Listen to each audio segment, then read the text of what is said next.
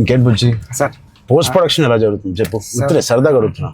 Sir Rahman sir అంటే నేను tweet వద్దాం అనుకున్నాను సార్, ఎర్రకొట్టి సార్ ఆర్ఆర్ అని. అంటే మళ్ళీ 2 ఎట్లా అయిపోతుందో నేను వేయలేదు సార్.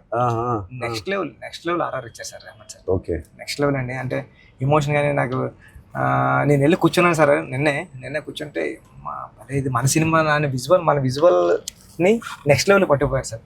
ఓకే, రెహమాన్ గారు కానీ రత్నవేల్ సార్ కానీ అసలు అంటే రత్నవేల్ గారి గురించి మాట్లాడారు. మనం అనుకున్నప్పటి నుంచి అది ఎంత పెద్ద అసెట్ రత్నవేల్ గారు.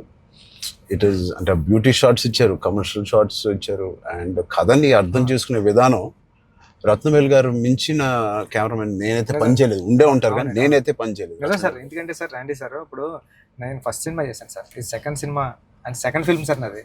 ఇంత పెద్ద కెమెరామ్యాన్ ఉండడం వల్ల నాకు చాలా పెద్ద సపోర్ట్ వచ్చింది సార్. రండి సార్ లాంటి ఉండడం వల్ల నేను ఏమైనా మిస్టేక్లు చేసినా సరే ఇది కాదు, ఇది చూసుకో ఒకసారి ఆలోచించుకొని వచ్చి చెప్పడం కానీ బిగ్ బ్రదర్ దాంట్లో నో డౌట్ సార్.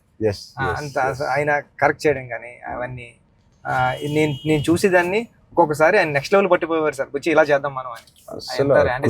లైటింగ్ మాత్రం వేరే స్థాయిలో ఉంటది అసలు. సార్ మీకు చెప్పాలంటే ఢిల్లీ ఎపిసోడ్ ఢిల్లీలో ఎలా ఉన్నారంటే సార్, మీరు ఢిల్లీ ఎపిసోడ్ నాకు మిమ్మల్ని చూసిన ప్రతిసారి కళ్ళంట నీళ్ళు వస్తుంది సార్. ఐ థింక్ నా ఫేవరెట్ ఎపిసోడ్ చెప్పొచ్చు లేదో తెలియదు ఇస్ ద ఢిల్లీ ఎపిసోడ్.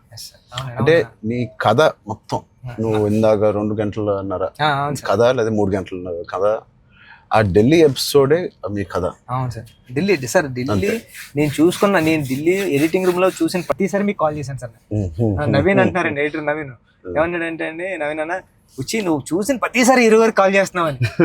అంటే దాంట్లో ఫ్రేమ్ తీసి కట్ చేద్దామన్నా సరే నాకు భయం వేసి ఇది తీద్దామా లేకపోతే ఇది ఒక్కటే తీసేద్దామా అంటే, నువ్వు ఒకసారి గుర్తుపెట్టుకో, ఈ విజువల్ చూసిన ప్రతిసారి నువ్వు రామ్ చరణ్ సార్ కాల్ చేసావు, నువ్వు ఎలా చేస్తావు ఇది అంటే అవునా అయితే తీనని మళ్ళీ దాన్ని